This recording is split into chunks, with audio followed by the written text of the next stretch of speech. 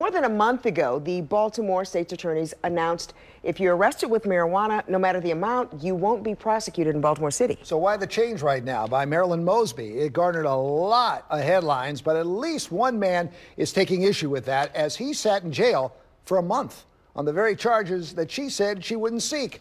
WMAR 2 News' Brian Kubler now with that story. It was January 29th when Baltimore State's Attorney Marilyn Mosby announced if you're arrested for marijuana possession in this city, no matter the amount, you won't be prosecuted by her office. Effective immediately, the Baltimore City State's Attorney's Office will no longer prosecute marijuana possession cases regardless of weight and/or criminal history. Mosby called it a monumental shift, but defense attorney Tony Garcia calls it posturing. There's political points and there's reality. But the reality for Garcia's client, Dwight Chinye, was a month in central booking. He was arrested by MDTA Police in the Harbor Tunnel on February 5th, a week after Ms. Mosby's policy change. Officers found more than 17 pounds of marijuana in his trunk, individually wrapped, heat-sealed packages. That's a lot of pot, but they found nothing else. No scales, no ledgers, just the marijuana.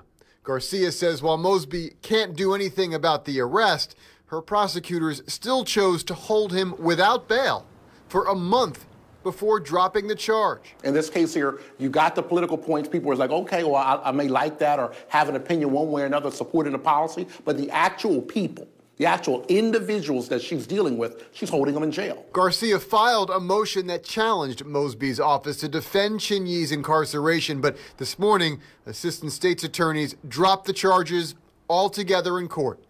Chinye, from North Carolina, says a month in jail cost him his job.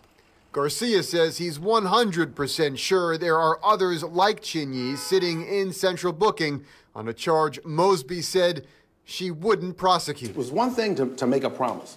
It's another thing to, accept the benefits of your promise. But then you got to deliver. Late today, the state's attorney's office responded to this case, saying, quote, there were several factors that we initially considered that were supportive of the distribution charges in this case. However, after further review and investigation, our prosecutors determined that the facts did not extend beyond mere possession and decided to drop the case prior to indictment. In Baltimore, Brian Kubler, WMAR 2 News.